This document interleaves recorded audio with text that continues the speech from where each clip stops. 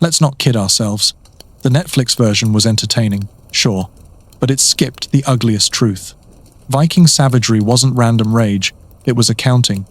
Every monastery torched, every villager dragged off, it all went into the ledger. And as for women, they were the prize. The moment the raid began, a woman's body became property, no different than a sword, a chest of silver, or the longship that carried her away. Autonomy wasn't ignored. It didn't exist. That logic ran deep in Norse law. Carnage came with rules, rituals, and tallies. It wasn't chaos. It was a business model, and if you think that sounds bleak, wait until you see how efficient it really was. Tonight, we're going to strip away the romance and dismantle the operating system of Viking cruelty. Sex as spoils, slavery as economy, law as theatre, terror as marketing, and even religion as justification. By the end, you'll see why their brutality wasn't madness at all. It was method. Before we set sail into the darkest parts of the historically absurd, hit that like button, subscribe, and drop a comment with the most ridiculous justification you spot along the way, because trust me, there will be plenty.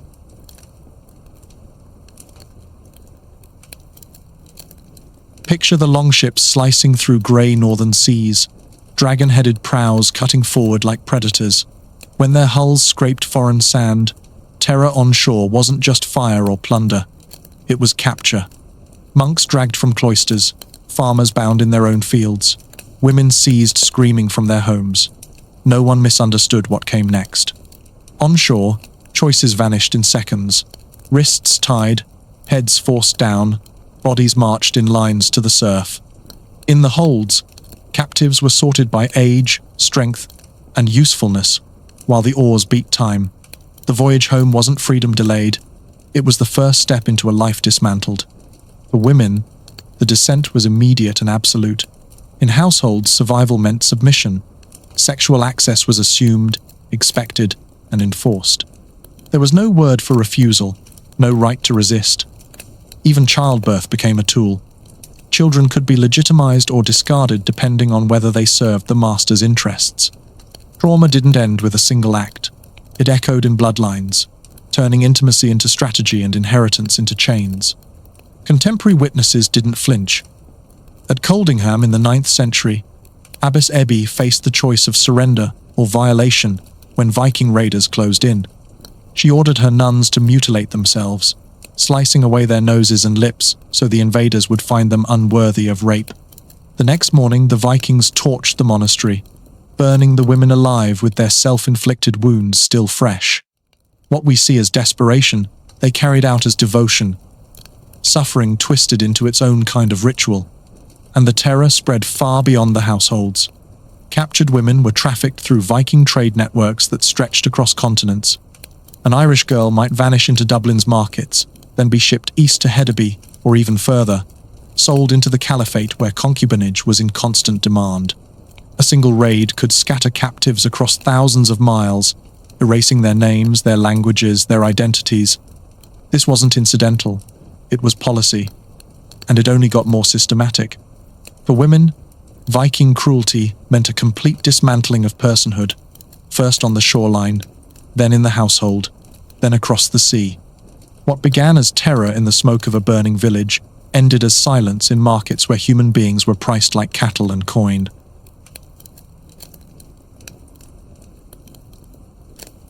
Dumbarton Rock, 870. For 4 months the fortress clung to survival, its defenders starving while Viking forces circled like wolves. When the walls finally split, it wasn't mercy that followed, it was harvest. Survivors were chained, marched to the shore, and crammed into ships. Their destination was Dublin, where markets didn't deal in goods, they dealt in people. This was the hidden machinery of the Viking Age. Raids weren't drunken chaos, they were supply runs. Every monastery stripped of its monks, every village emptied of children, every fortress broken, each became stock, processed and sold. The scale was staggering. Dublin, Hedeby, Burhs, these ports weren't just trading towns, they were engines of human commerce. Captives were herded into markets, inspected, and divided by category.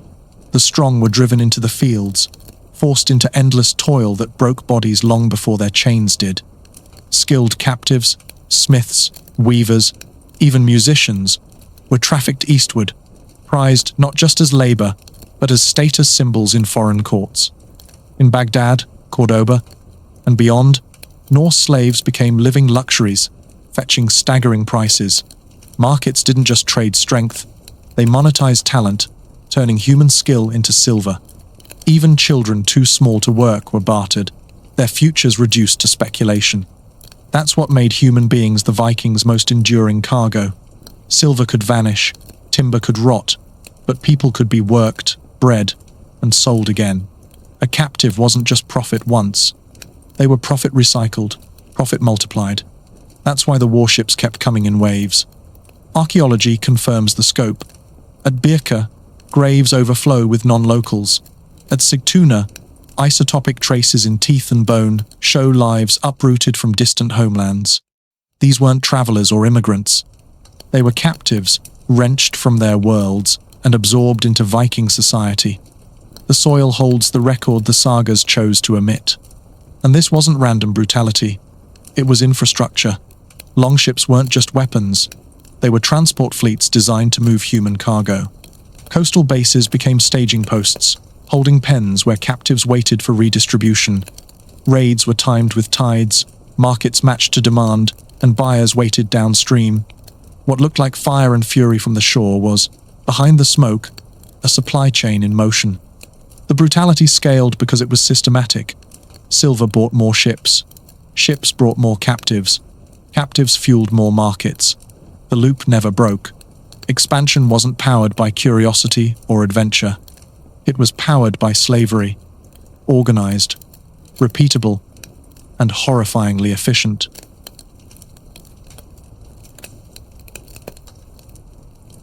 In Iceland around the year 1117, the Gragas law code was first written down. Farmers, chieftains, and free men crowded onto the open ground, silver clinking in their hands. The Vikings had no courthouses. They had the Thing, a public assembly where disputes were shouted out, fines were tallied, and law was staged before the crowd. A case is raised, not whether a woman was violated, but how much she was worth. Her suffering isn't debated, her price is. This was Wergild, literally man price. Every person, every injury, carried a number. Kill a man, break a bone, steal a thrall, all translated into silver. Pay the fee, and the offence dissolved. Law didn't measure justice. It measured value. The victim herself was absent. What mattered was restoring the honour or property of the men who claimed her. Her pain vanished in the arithmetic. Sexual offences fit the same mould. Sleep with another man's thrall, and the harm wasn't her violation, it was his dishonour. The fine went to him, not her. Autonomy was never part of the debate. For enslaved women, the silence was absolute. A master's sexual access was assumed, written into ownership itself. Property cannot consent, it can only be used. And the tariff had levels. Violating a thrall cost less than violating a free woman, not because the harm was different, but because the men tied to them carried different weight. Status dictated the price. Suffering became a sliding scale. Imagine a courtroom where one assault is bargained down to discount, while another is inflated to premium. That was justice, not fairness, but accounting. The goal wasn't protection, it was order. By putting a tariff on violence, society kept functioning. Bloodshed and assault could continue, as long as someone paid the bill. Silver patched the wound, at least on paper. It was law as theatre, a performance of order masking the truth that what was preserved wasn't safety but hierarchy. Brutality could be bought off, as long as the honour of men with standing was restored. And if courts turned cruelty into equations, the battlefield turned it into reputation. Because in the Viking world, silver wasn't the only currency, fear was.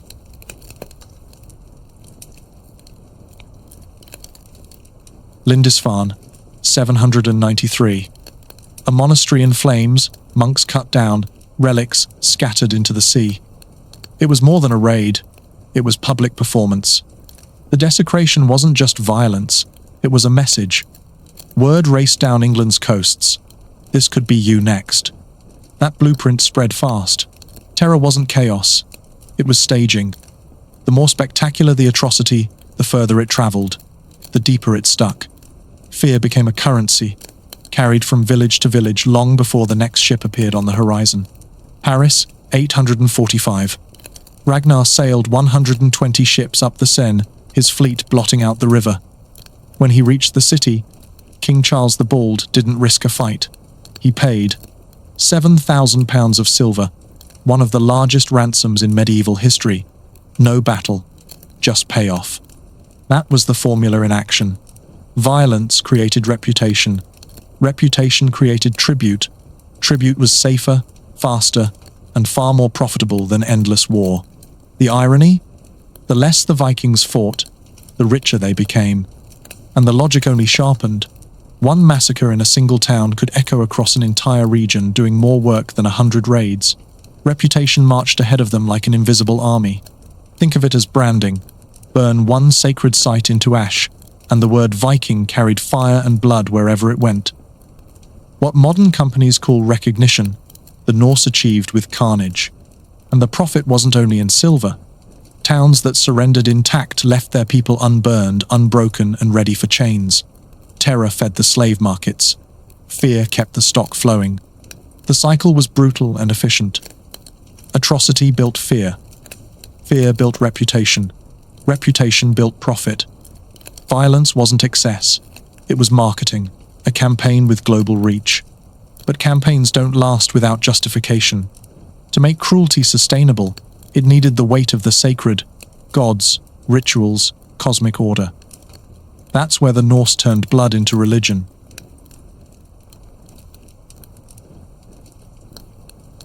Uppsala, 11th century. According to Adam of Bremen, the grove outside the temple filled with bodies. Horses, cattle, even people hung from the trees, offered to the gods for victory and fertility. Sacrifice wasn't murder, it was payment. The divine reduced to a vending machine, corpses in, blessings out. Glory worked the same way. Die well, kill spectacularly, and the sagas promised Valhalla. Compassion meant nothing. Splitting a man open in public could stamp your ticket to eternity. Pain wasn't just endured, it was credential. Hierarchy wrapped it all in order.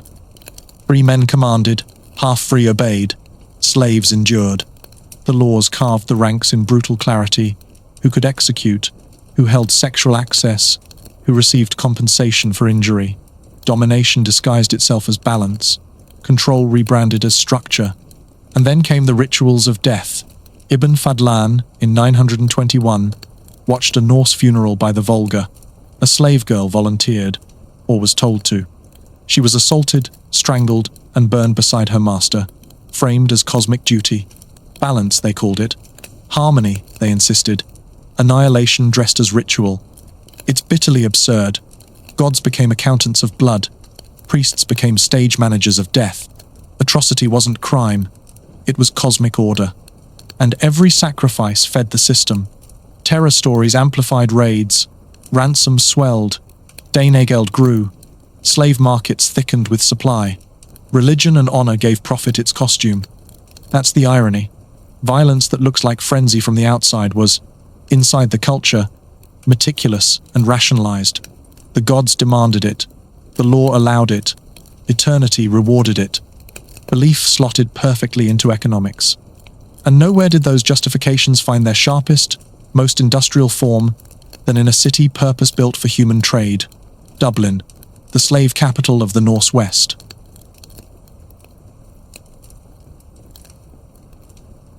Step into Viking Dublin at its height. Narrow lanes choked with thralls carrying goods, auction blocks slick with rain and sweat, merchants shouting over the cries of the chained. Ships lined the quayside, not unloading silver or spices but human bodies, villagers from Wales, Scots dragged from their fields, even children torn from the Irish countryside. Dublin wasn't a port of trade, it was a port of flesh. The chroniclers saw it clearly. The annals of Ulster grieve over raids that carried off womenfolk and children in vast numbers. Irish monks fumed that their lands bled people into Dublin's markets like a wound that never closed. For them it wasn't just plunder, it was depopulation on an industrial scale. It wasn't conquest, it was processing. a conveyor belt of human lives. Archaeology confirms their despair. Excavations in the city centre show a startlingly high proportion of non-local remains, their isotopic signatures tracing back across Britain and continental Europe. These weren't visitors passing through. They were captives, uprooted and absorbed into Norse households or resold from Dublin's market squares.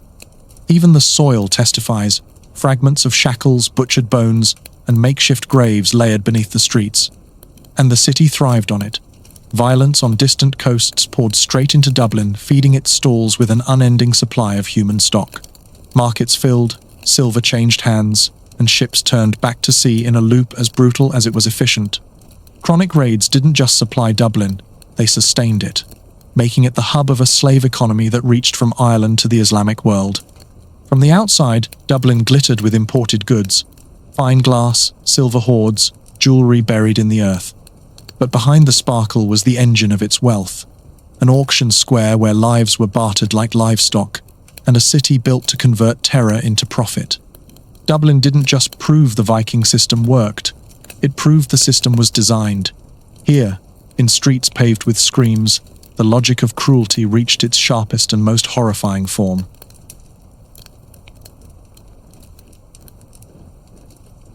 York, 867. King Ella of Northumbria captured Ragnar Lodbrok and threw him into a pit of snakes. Ragnar's death demanded revenge, and his sons answered. The sagas say they carved the dreaded blood eagle into Ella's back, splitting the ribs, pulling out the lungs, leaving them to flutter like wings. Whether every detail was literal or not, the act was remembered as vengeance made flesh, brutality raised into ritual. And the blood eagle wasn't alone. Torture and mutilation in the Viking world weren't hidden in dungeons. They were staged in open air. Chronicles describe bodies hung in trees, corpses nailed to doors, heads mounted on spikes at city gates.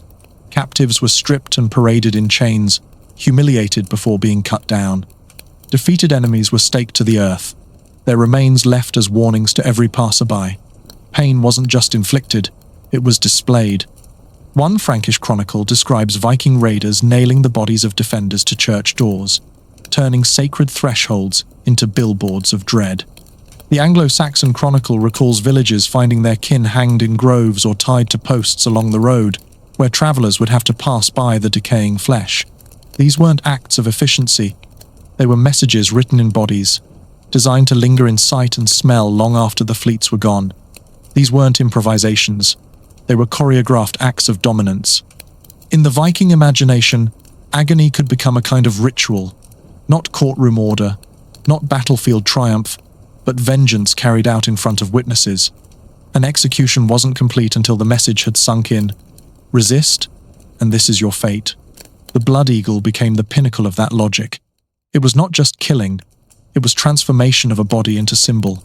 A man's lungs turned into wings, his torment made into spectacle. The story itself travelled faster than any fleet. Enemies whispered it, allies repeated it, chroniclers inked it. Imagine a weapon so cruel it fueled a legend debated till this very day. The story alone terrified enemies into compliance. That was the blood eagle. Terror gone viral, centuries before the internet. Violence didn't need mass battles when one atrocity could echo across kingdoms. This was savagery weaponized twice, first in the flesh, then in memory. The blood eagle, the staked corpse, the nailed body, they all became signs as powerful as fire on a monastery roof. Markets thrived on captives, law thrived on silver. But fear thrived on spectacle.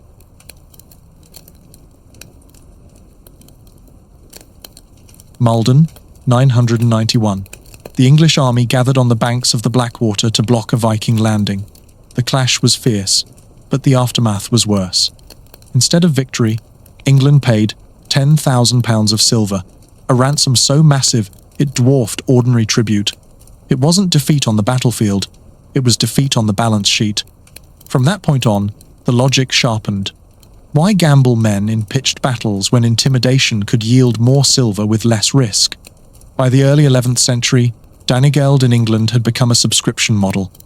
Pay up, avoid devastation, refuse, and face fire and chains.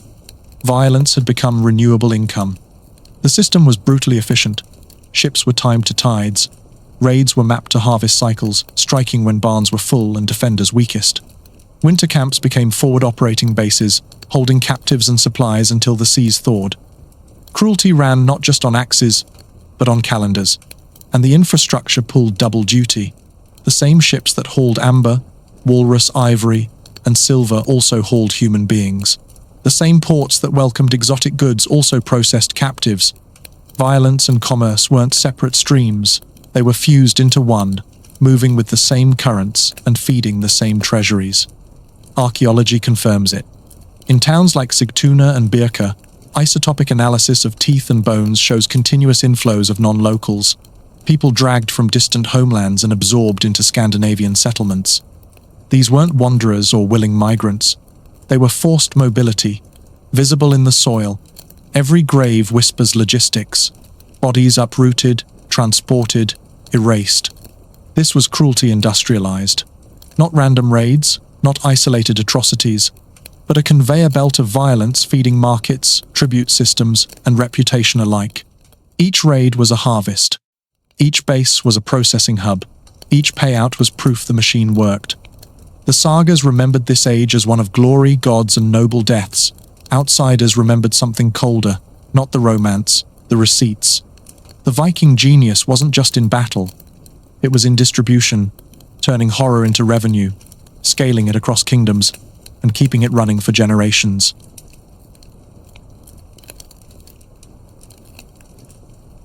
Iceland, 13th century. In smoky halls, scribes bent over vellum, ink scratching sagas into permanence. These weren't snapshots of the Viking Age. They were recollections centuries later, curated tales meant to preserve honor and legacy. Heroes swore vengeance. Warriors met destiny with axe in hand. Women plotted with cunning. Families clashed with fate. The sagas read like epics, brimming with drama and pride. But turn to the other archive, and the illusion shatters. Frankish and Anglo-Saxon annals don't describe destiny. They describe villages bled dry. Children marched into ships. Churches stripped bare. The monks who wrote them weren't composing epics. They were recording emergencies, scratching down the human cost raid after raid. The sagas celebrate freedom and bravery. The law codes preserve tariffs and fines, reducing lives to numbers on a page. The sagas make kings into larger-than-life figures. The chronicles describe those same kings paying off raiders like extortion victims, handing over sacks of silver to keep their people alive. The sagas praise adventure on the seas. Archaeology uncovers shackled skeletons in Dublin and isotopic signatures of bodies uprooted from homelands hundreds of miles away. The earth remembers what the epics forget. It's like holding up two mirrors facing each other. One reflects glory, feasts, battles, boasts carved into story. The other reflects arithmetic, ledgers, receipts, bones in the ground. One archive sells romance. The other keeps score. And the divergence isn't subtle, it's absurd.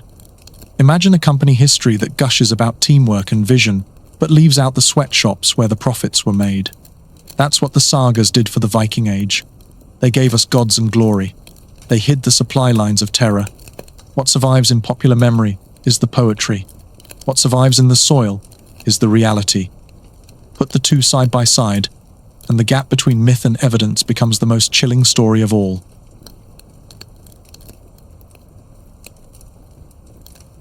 Norway. Around the year 1000, King Olaf Tryggvason ruled with both sword and cross. Chroniclers describe him tearing down pagan shrines, toppling idols, outlawing sacrifices, and executing those who clung to the old gods. What had once been framed as sacred duty, bleeding animals for Odin, hanging men in groves, was suddenly heresy. The cosmic balance that had justified centuries of cruelty flipped overnight. Christianity didn't end violence, it rebranded it. Where once sacrifices were praised, now they promised damnation. Where ritual killings had been harmony, they were now sin. Pagan justifications collapsed, not under moral awakening, but under a new divine monopoly. At the same time, monarchs saw an opportunity. Tribute, slave markets, protection payments. These weren't just the spoils of warlords, they were revenue streams. And kings wanted the receipts for themselves. Raiding gave way to taxation, market violence gave way to royal law. Cruelty didn't vanish, it was nationalized. By the 11th century, the same gradations still existed. Free, half-free, enslaved. Consent was still irrelevant. Male honor and ownership still dictated outcomes. The difference was who collected the dues. Not scattered raiders, not regional chieftains. Now, kings and churches monopolized the flow. The transformation was visible. The groves of Uppsala went silent. Temples were pulled down or converted to churches. Laws once framed in silver tariffs were rewritten under Christian codes. Public rituals of pagan bloodshed dissolved, replaced with royal courts and clerical oversight. What had been justified as cosmic order was now condemned as devilry. The logic hadn't disappeared. It had been repackaged. And the irony is sharp. For centuries, warriors claimed to fight for gods and glory. Yet the moment the revenue model collapsed, faith proved flexible. Gold endured where belief did not. The Viking Age ended not with apocalypse, but with administration, crown law, church oversight, taxation. The axe gave way to the seal and charter. But shadows remained. Status gradations carried forward into medieval Scandinavian lore. Myths of fearless warriors persisted in sagas retold for generations. And beneath it all, the memory of the system endured. A civilization that once perfected the economics of brutality, until kings and churches claimed the receipts for themselves.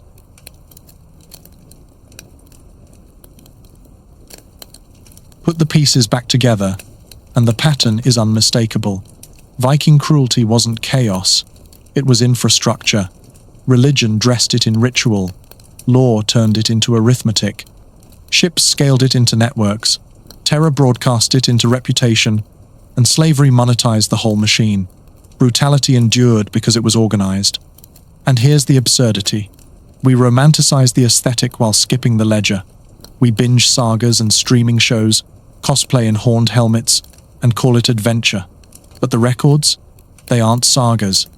They're cold, almost bureaucratic. Tariffs scribbled into law codes, lists of captives tallied like cattle, ransoms weighed out in silver. Where we paint legend, they kept ledgers. The sting is this: how different are we really? How many of our own systems still disguise domination as order, reducing lives to math, hiding exploitation beneath the language of efficiency and stability? That's the shadow the Viking Age leaves behind, not just violence, calculation. If that unsettles you, good, sit with it. Drop a comment with the most absurd justification you found in tonight's story, and subscribe for more journeys into the darkest corners of history, where horror and logic blur until they almost make sense. Because cruelty never disappears. It just changes costume.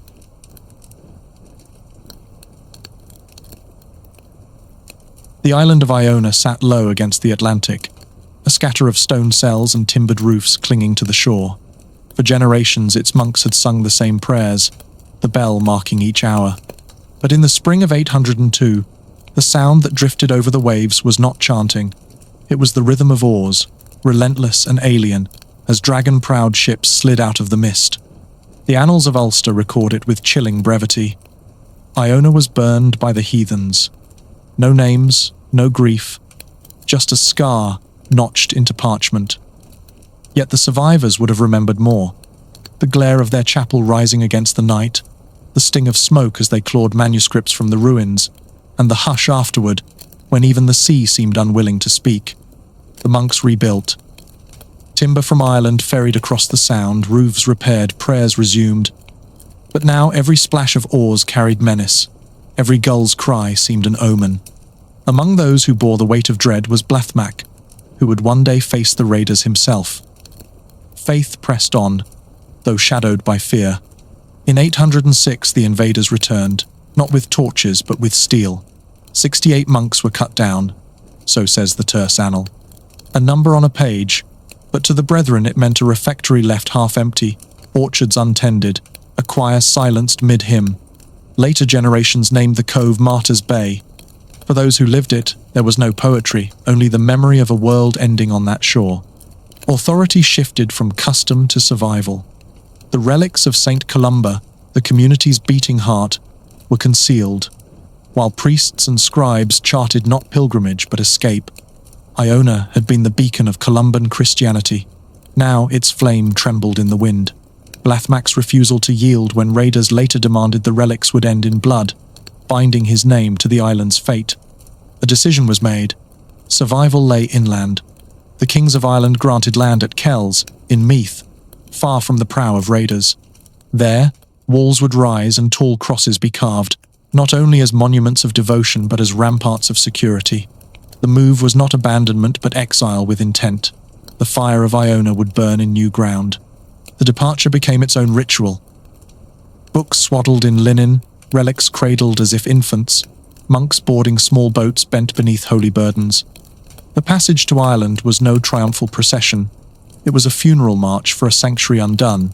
Yet with each mile inland, reprieve grew. At Kells, a new community took root.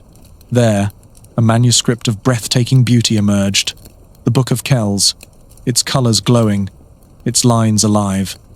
It carried the echo of Iona, as if the artistry itself had crossed the sea. Centuries later, thieves would strip it of its jewelled cover, a reminder that hunger for sacred treasure never truly ceased. Holiness had learned to travel. Relics could be borne across waters, books spirited away, monasteries transplanted. Sanctity was no longer tied to stone, but to people, wherever they could endure.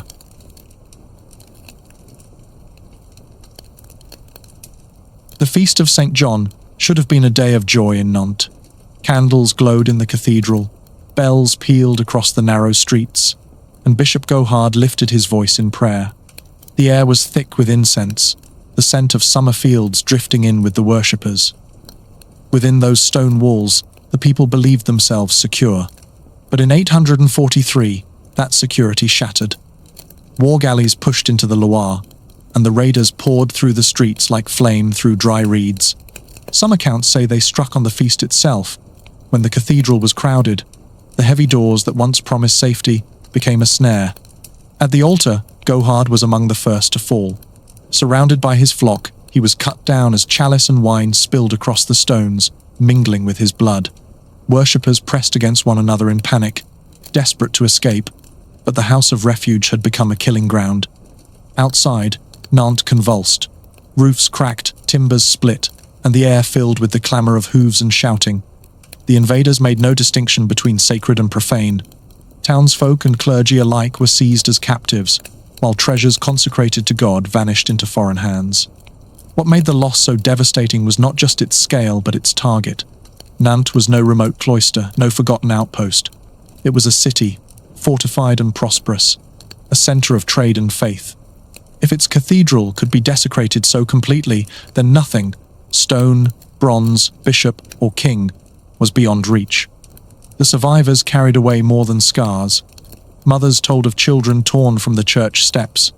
Priests remembered the altar left smeared and defiled. Each retelling widened the circle of dread, until the Loire itself seemed to whisper warning. For the kingdom, the lesson was stark. Holy ground no longer guaranteed safety. Every town, abbey, and marketplace stood exposed. The Vikings had struck not only at lives, but at the very illusion of sanctuary.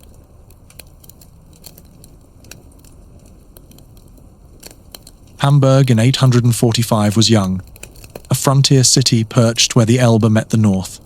Wooden houses lined the riverbanks, voices drifted across the marshes, and in its heart stood the mission of Archbishop Ansgar, the apostle of the north. His vision was bold. From this place the church would reach across the Baltic, converting pagan lands with faith and order. That vision ended in fire. The longships came not as a handful of raiders, but as a fleet. Chroniclers speak of 600 men sailing upriver. Hamburg's defences were little more than palisades, no match for seasoned warriors. Torches leapt from thatch to rafters, then the church beams crashed in sparks. Before Ansgar's flock could gather their treasures, the city was already engulfed. Panic swept the streets. Families stumbled through the smoke, clutching children, while cries of fear drowned out every signal of order. Even the river betrayed them, its dark surface reflecting the blaze as though Hamburg burned both above and below. For Ansgar, the loss cut deeper than ruins. The cathedral was not only stone and timber, it was a foothold for Christendom, a promise that faith could root itself on the pagan frontier. To see it erased in hours was to watch decades of hope vanish. His library, relics, and altars disappeared into flame and plunder. The fight was brief, but its message endured. If Hamburg, new, defended, and consecrated to mission, could fall so swiftly, then no frontier was safe.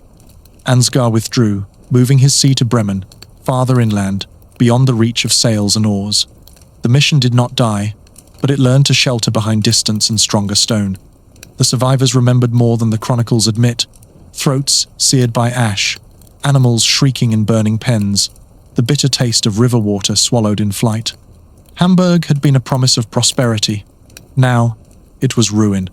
When rebuilding began, carpenters and masons worked with the dread that fire would return. Stone replaced timber, walls rose higher, and Hamburg endured in name. Yet its scar remained.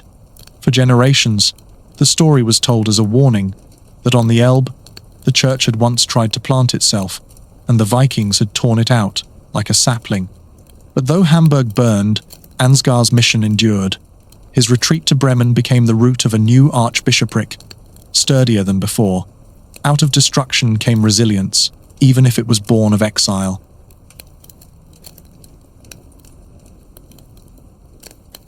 The Seine coiled like a silver rope through the heart of West Francia, and on its banks Paris stood as both prize and beacon. By 885, the city huddled around the Ile de la Cité, a tight maze of alleys and peaked roofs, where church towers rose through the river mist. Each day the bells marked prayer and trade, but in November of that year, their peal turned to alarm. A fleet darkened the horizon. Chroniclers claimed 700 vessels crowded the river, their sails blotting out the sky.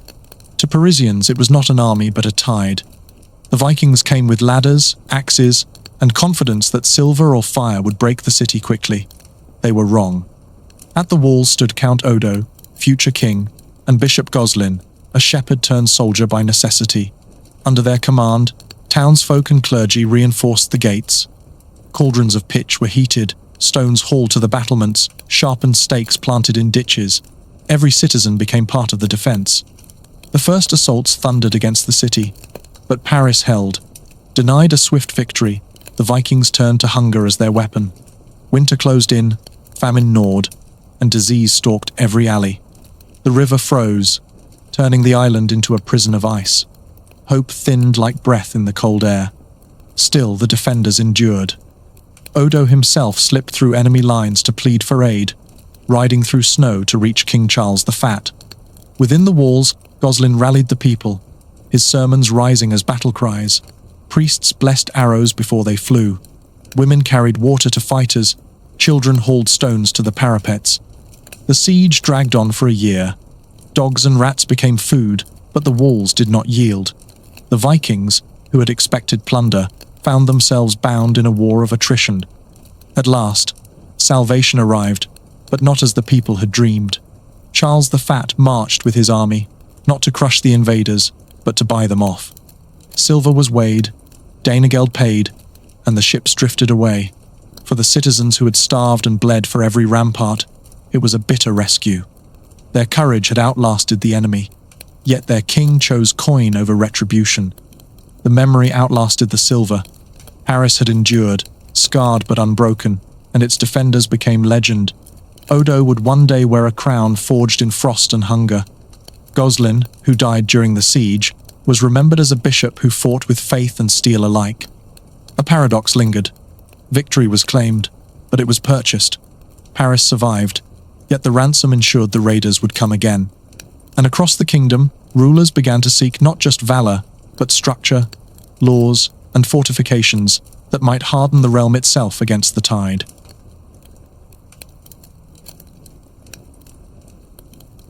By the middle of the 9th century, West Francia was bleeding silver. Ransoms drained treasuries, raids gutted towns, and fields were plundered as quickly as they were sown. The people looked to their king, Charles the Bald, not for vengeance but for a framework that might hold back the tide. In 864, he answered, not with a sword but with an edict, the Capitulary of Petrus. The decree was penned under candlelight, sealed in wax, and carried across the realm. Its words did not roar like a battle cry. They pressed down with the weight of governance. Weapons were not to be sold to the enemy. Markets were to be guarded. Betrayal by supplying raiders would be punished with confiscation, even death. The kingdom's survival would no longer rest only on courage. It was to be codified. Most striking was the command to raise fortified bridges. Paris had proven the strength of walls. Charles meant to multiply that lesson along the rivers. A bridge was no longer just a crossing, but a barrier. Timber, stone, and toil would become the kingdom's first line of defense. Communities felt the change in their bones. Farmers hauled carts of wood. Smiths hammered iron for gates. Masons set foundations in the riverbed. Watchtowers rose where fishermen once cast their nets. Villagers, who had once fled at the sight of sails, now found themselves conscripted into works that loomed over the water, silent guardians of their labor. The law reached deeper than construction. It extended into markets and courts, binding nobles and peasants alike into the machinery of defense. Those who broke its terms, who traded with Vikings, who hoarded when others starved, were branded traitors to the realm. For ordinary people, it was protection, tinged with burden, a shield that demanded endless sweat and obedience. And yet the idea carried a strange power. Where kings had once begged for loyalty, now loyalty was written into the structure of the realm itself. Bridges stood not only as barriers to ships, but as monuments of order, proclaiming that West Francia could legislate itself into endurance. Still, cracks showed. Bridges could halt longships, but not ambition. Danegeld continued to vanish into foreign hands, and raiders learned to strike where defenses were thin. For every stronghold raised, another frontier lay open. It was almost absurd. A kingdom trying to turn ink and stone into weapons against the sea. Yet in those words and works lay the beginnings of something lasting. Law had become shield, and infrastructure had become sword. But law alone could not close the wound. By the turn of the century, raiders were no longer content to plunder and vanish. They came to stay. And in 911, when the Viking tide pressed against Chartres, Charles the Simple would gamble on a different answer, transforming the invader himself into a lord of the land.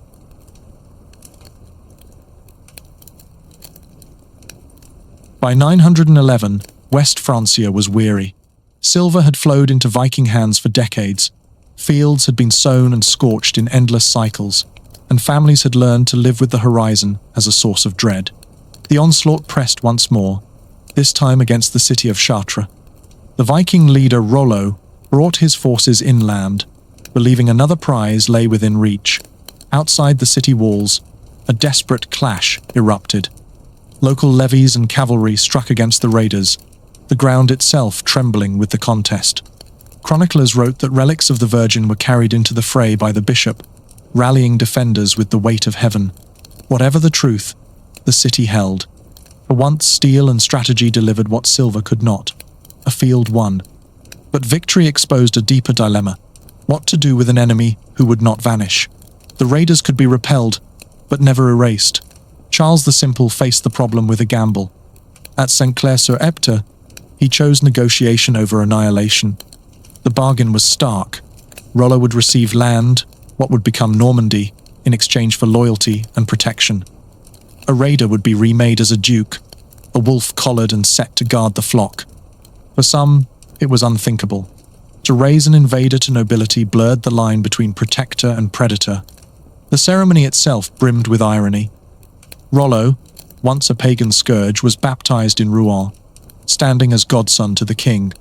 He pledged fealty, though legend insists he refused the humiliation of kissing the king's foot, sending one of his men in his stead.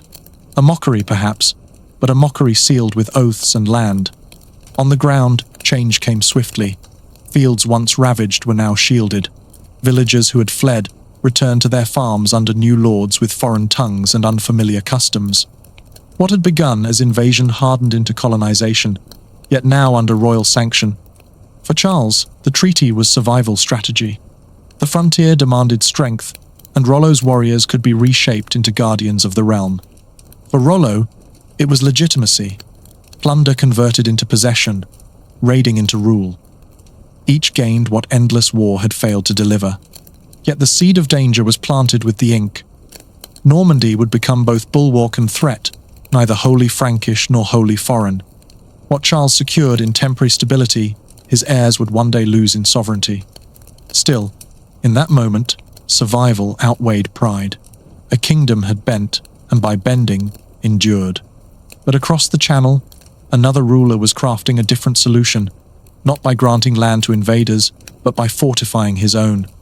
In Wessex, Alfred's Burhs were weaving a fortress kingdom from timber, stone, and the resolve of its people.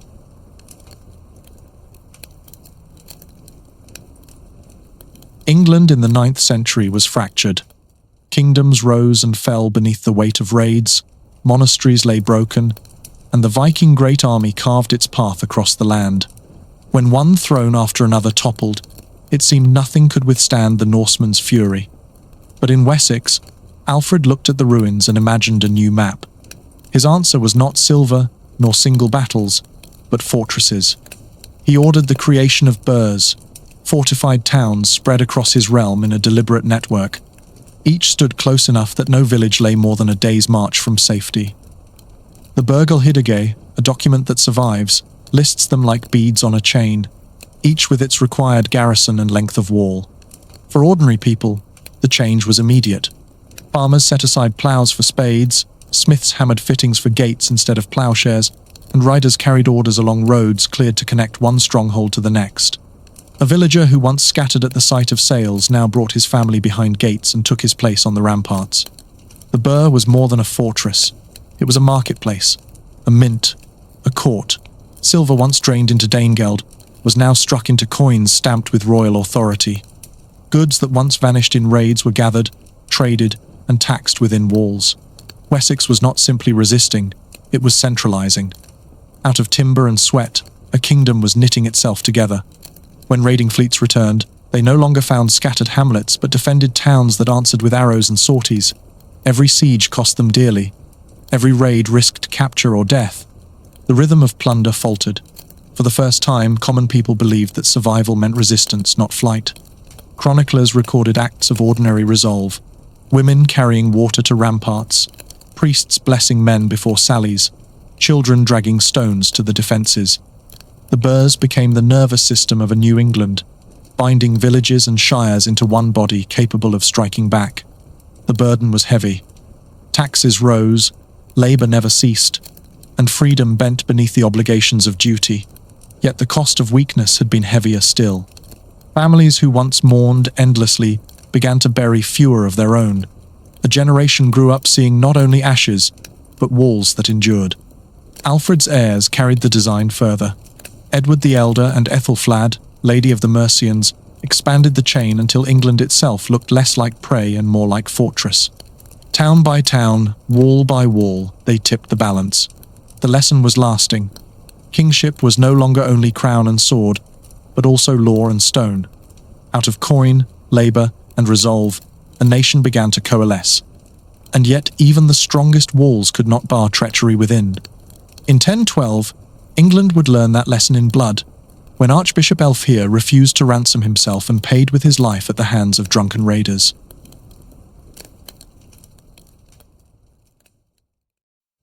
By 1012, England was exhausted. Danegeld had bled its coffers for a generation, armies had staggered across the shires, and still the longships returned. In Canterbury, Archbishop Alfred stood as both shepherd and statesman, entrusted by king and people alike. His burden was impossible, to hold the line between faith and survival in a land fraying at its seams. That spring, Canterbury fell. The raiders stormed its gates, plundered its churches, and dragged Alfred away in chains. For the people it was a double wound, their homes reduced to ruin, their archbishop captive. He was not only their spiritual father, but the living emblem of England's soul. The Vikings demanded ransom. Silver once more, the price England had paid so often before. But Alfred refused. He would not drain his people again, he told them. No more coin would be handed over for a peace that never lasted. For fellow captives, his words were courage. For the raiders, they were defiance. Months dragged on, and his refusal festered among his captors. Chronicles tell of a drunken feast in Greenwich, where fury boiled over.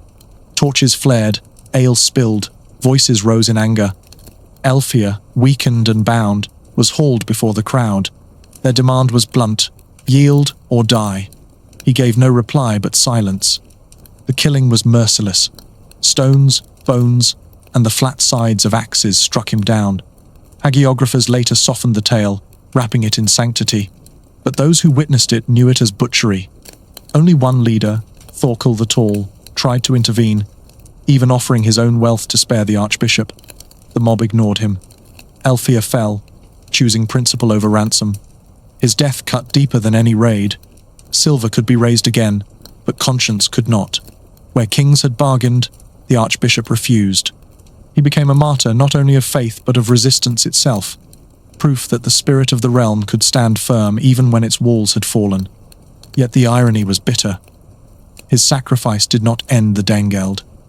Payments swelled heavier still, until Cnut himself claimed the English crown. Airfir's stand was a torch against the dark, but the raids pressed on, and still memory endured where treasure vanished. Venerated as a saint, his story spread through churches and courts, his defiance remembered long after silver had passed into foreign hands. England had lost a shepherd, but gained a symbol. Farther east, a different fate unfolded. Not a single martyr, but an entire city was slowly erased. Dorestad, once the artery of trade in Frisia, bled out through raid after raid until silence replaced the sound of its markets.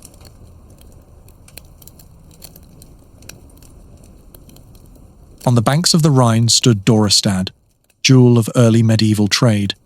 Its quays sagged under the weight of barrels, its markets rang with voices in many tongues, and its mint struck coins that travelled from Francia to Scandinavia. For generations, it had been the artery of Frisia, pumping wealth through the veins of kings. But in the 9th century, that pulse began to weaken. The ships kept coming, again and again, a relentless tide. The annals record their visits with grim regularity. One year, the market stalls burned. Another, the mint was stripped. Another, the ships moored not as merchants but as predators. Each attempt at repair was undone before it was finished. To trade at Dorestad was to place yourself in the crosshairs. For merchants, the loss was more than silver. Wine from the south, salt from the coasts, cloth from the lowlands, amber from the north, all once passed through its squares. Each raid stole not just goods, but trust. Caravans bent their routes elsewhere, sailors sought safer harbours, and the city's lifeblood leaked away like water from a cracked vessel. The townspeople lived in a rhythm of dread. A sail on the horizon sent them scattering, children and wares hidden. Bells that had once called the start of trade now tolled alarm. Where bargaining had filled the air, emptiness spread. Kings noticed. Charlemagne had prized Dorestad as a crown possession, a hub tying empire to sea.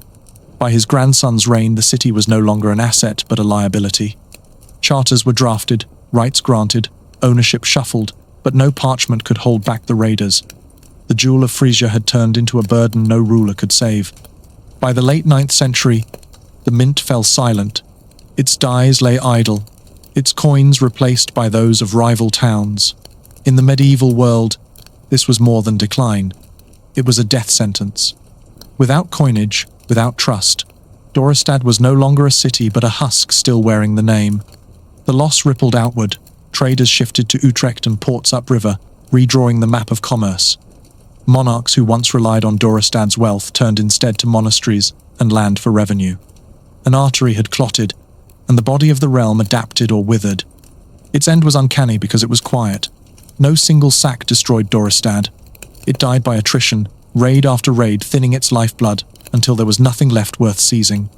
Where once coins rang on anvils, weeds claimed the streets, and the Rhine flowed past as though nothing had stood there at all. But not every land yielded to decay. In Iberia, when raiders entered Seville and Galicia, the south answered with fire of its own, meeting the threat not with tribute, but with armies that struck back.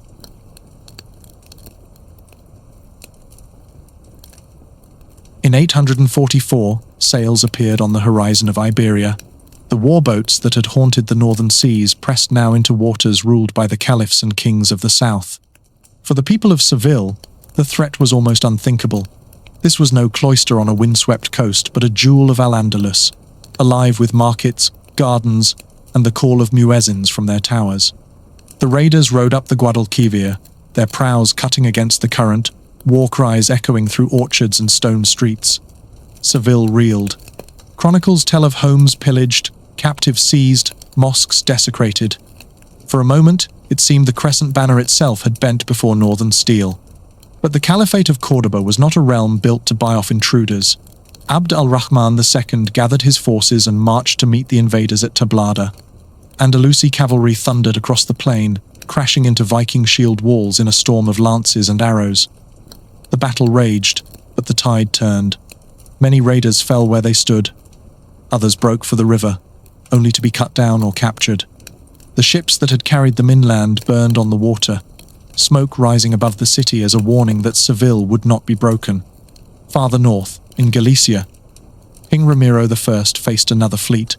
This time the raiders tried to settle along the coast, thinking the rugged hills might shelter them. Ramiro struck quickly. His men fell upon the intruders, drove them back to their ships, and set those ships ablaze. The Atlantic itself seemed lit with defiance. This shore would not yield. For survivors, the sight was seared into memory. Where longships had once brought terror, wreckage now drifted on the tide. Seville rebuilt, its markets reopened, and the pride of Al-Andalus burned brighter for having endured. Galicia, too, carried its scars as proof that the Northmen could be beaten, not merely endured. The message was clear. In Iberia, the invasion met resistance. These were not fractured kingdoms bled by ransom, but rulers ready to answer fire with fire. The same waters that had carried the invaders south now bore their charred remains back to sea. Victory did not end the Viking Age, but it altered its rhythm. Not all realms bent. Some stood, fought, and turned raiders into ruin.